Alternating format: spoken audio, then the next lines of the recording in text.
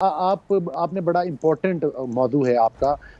जहाँ तक एक मतलब है कि मेरे नॉलेज में कुछ चीज़ें मैं आपके प्रोग्राम में कुछ चीज़ें ऐड करना चाहता जी हूँ। प्लीज। देखिए, मेरे भाई ने पहले बात की है, फिर सोबिया साहिबा ने बात की है, इन्होंने बड़ी रेलिवेंट बातें की हैं। मैं इनमें कुछ चीज़ें ऐड करूँगा।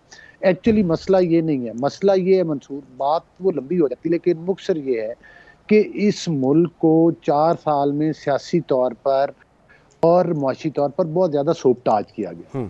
इश्यू ये है कि जिस तरह से पाकिस्तान की मईशत की तबाही हुई उन 4 सालों में, पाकिस्तान की सियासत की और आइन और कानून की भी धज्जियाँ उड़ी हैं उसमें।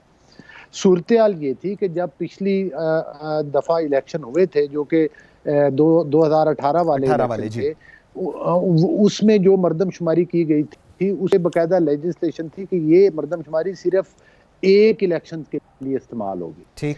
और उसके लिए ज़रूरी था कि आने वाले इलेक्शन, जो कि 2023 के इलेक्शन होंगे, उनके लिए नई मरदमशुमारी की जाएगी। ओके। 4 साल election commission of Pakistan Imran Ahmad Niazi को लेटर लिखता रहा कि भाई आपकी गवर्नमेंट जो है वो मरदमशुमारी करवाए। चूँकि वो तो अगला इलेक्शन ईवीएम मशीनों के ज़रिए चुराने की प्लानिंग में थे और उनके जो अज़ाइम थे वो एक्सपोज़ हो चुके थे, लिहाज़ा उन्होंने उन लेटर को रद्दी की टोक में डाला और मरदमशुमारी ना करवाई। ओके।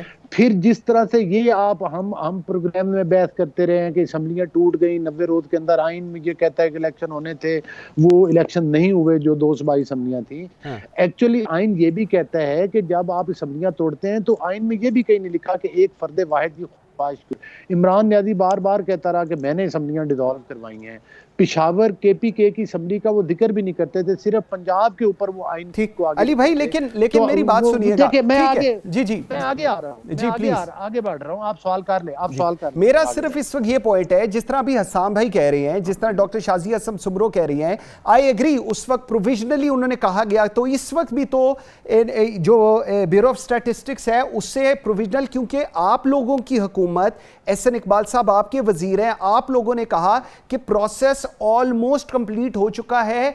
एमक्यूएम के कुछ कंसर्न्स हैं जो कि अगले 10-15 दिनों में you have got Fairlie a good time कि आप उसको एड्रेस कर सकें और एक नॉर्मल तरीके से हम इलेक्शंस में चले जाएं। लेकिन अगर उसमें आज भी इफ्स एंड बट्स है तो फिर तो इसका मतलब कुछ और लोग समझेंगे। देखें, बात ये है कि बात इतनी सिंपल नहीं है। जब वो मरदमशुमारी जो कि होनी थी, जो कि पिछले 4 साल में होनी थी, देखिए मरदमशुमारी का होना, फिर मरदमशुमारी के होने के बाद तमाम स्टेक होल्डर, जितनी पॉलिटिकल पार्टीज हैं, कोई सिर्फ वो तो नहीं कि जो असेंबली के अंदर बैठी, असेंबली के कम से कम बाहर भी कुछ पार्टीज हैं कि किसी ने बाइकाट किया, किसी ने कोई मुनासिब सीट ना ले सके, लेकिन तमाम स्टेक होल्डर्स का उस मरदमशुमारी से मुत्तफिक होना भी जरूरी है।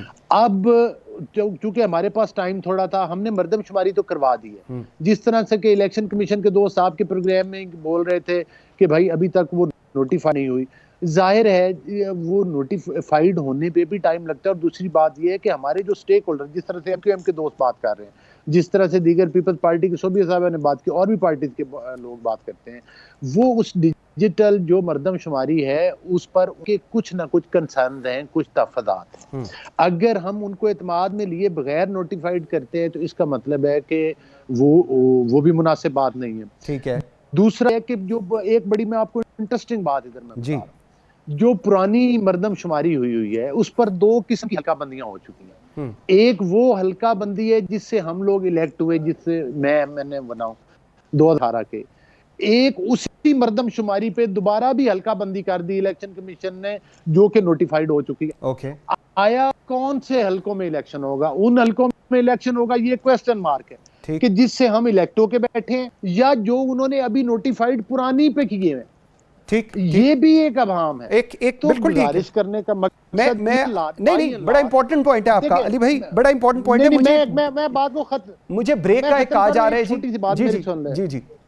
मैं छोटी सी बात समेट रहा हूं। मैं ये कह रहा हूं कि अभी बाई एंड लार्ज जितने भी स्टेक होल्डर्स हैं, पॉलिटिकल पार्टीज हैं, उनकी लीडरशिप से हम मशावरत में हमारी कोशिश होगी कि उनको एतमाद में लेकर, जो भी आईनी बहरान तो है, लेकिन उनको एतमाद में लेकर जो सारे कंसेंसस से जिस चीज पे इत्तफाक राय हो, उस पे आगे हमें बढ़ना चाहिए।